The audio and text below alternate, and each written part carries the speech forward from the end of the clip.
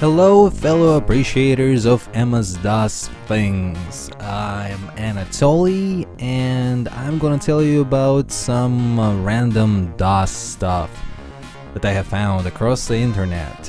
If you follow me on Twitter, you might have already heard me talk about some of this stuff recently, but if you don't follow me on Twitter, then you probably should be following me at DOS Nostalgic. Twitter is where I'm most active at, and tell me some stuff, and maybe I'll tell you some stuff, and all that, whatnot. Alright, whatever, watch the video. Let's start with other channels you should be watching.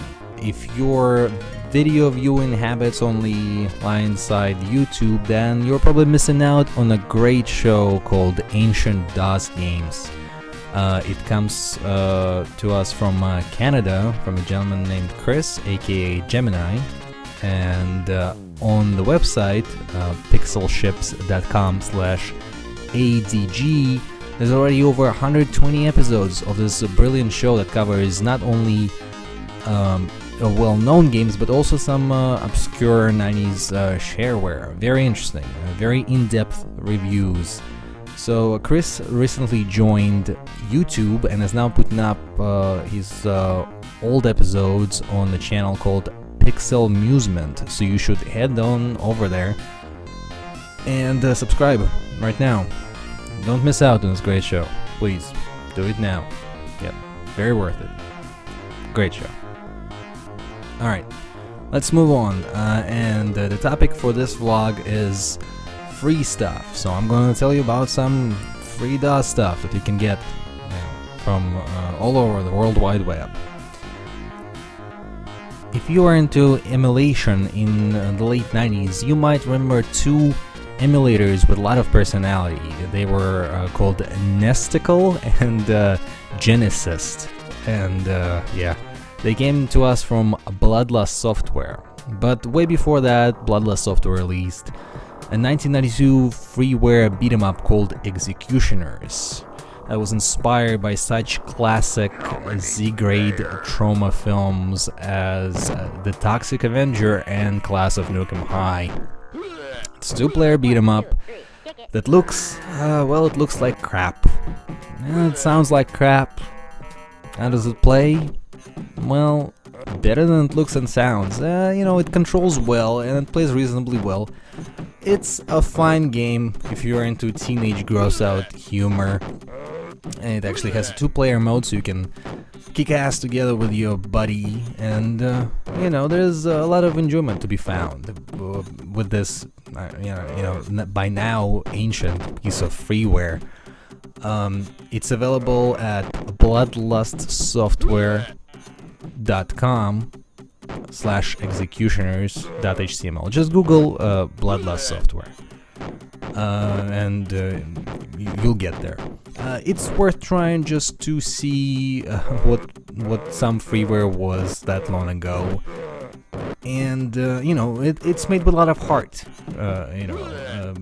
by two teenagers, and it shows. Check it out. Alright, moving on.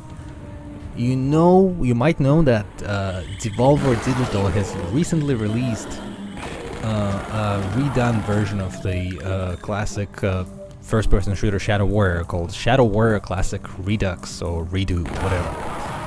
And it's nice hardware accelerated, port of the original Shadow Warrior, but that costs money. So what to do if you're broke? Well, if you're broke but you have Steam installed, you can get the original Shadow Warrior called Shadow Warrior Classic on Steam for free still. They said it was going to be for a limited time, but it's been quite a while now. So you can still grab it for free. Do so, because it's a complete version of the game, and if you're clever, you can even make the expansions work with it, and the expansions are distributed for free. They never have been officially released, so you can find them online. And it might not be my favorite build engine game, but it's still a classic build shooter, very technically impressive, pushes the technology, and it's still an enjoyable classic DOS shooter. It's free. I mean, you can't go wrong with that one. Warning, the things that I'm going to discuss next are in the legal gray area, so if you're against piracy and maybe semi-piracy or whatever kind of, not really piracy but could be piracy, just shut off the video or, mute the audio or something. Go make yourself a sandwich. Alright. We all love Blood. Blood is one of my favorite DOS first-person shooters. It's available on Good Old Games and it's very much worth the money, but it runs through DOSBox because current owner of the brand Atari is not interested in re-releasing Blood like other companies did with their recent re-releases of the build games. So we'll probably never get an updated port. We're just stuck with the DOSBox version, which is nice, but it would be nice to get an updated version. Well, a Russian gentleman took it upon himself to make a complete recreation of Blood in eDuke 32 engine, and so far he's done a very impressive job.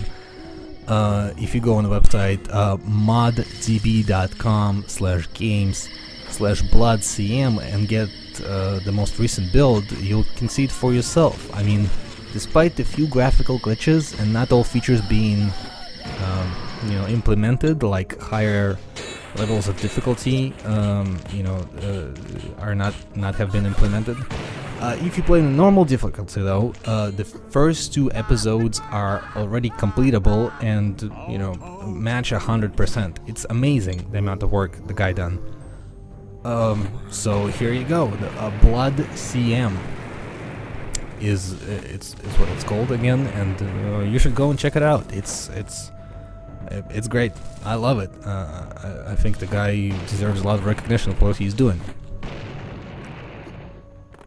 Also, if you listened to the most recent episode of my podcast, you might have heard me and Ben Chandler talk about Witch Haven. Not very good and very early build game. It's not very good, but it is very interesting. Well, what I didn't know at the time, that a programmer who worked for Capstone back in the day released source code for Witch Haven 1 and 2 and Tech War on his website, along with all the resources and executables. So if you go on on his website, it's lesbird.com/capstone. You can get all that stuff. I mean, Witch Haven 2 and Tech War still require CDs to work, but Witch Haven 1 doesn't, so that just runs and has all the files necessary to play the game. So you can experience Witch Haven in all its crappy, ugly glory, and check out some features that never made it past that game series. I mean, it's worth it. Again, all the stuff that I have listed is free, so you should check it out. I mean, you have nothing to lose really, except the one of the archives of the source code in Witch Haven is infected with some old virus, but don't open that. And to be honest, that virus is probably like 100 years old. So that's it. That was my blog about some random DOS stuff, some random free DOS stuff. Hope you liked it. Hope I didn't waste too much of your time. And follow me on Twitter. Tell me something about your MS-DOS past, and share it with the world. Alright, thank you for watching and listening. See you next time.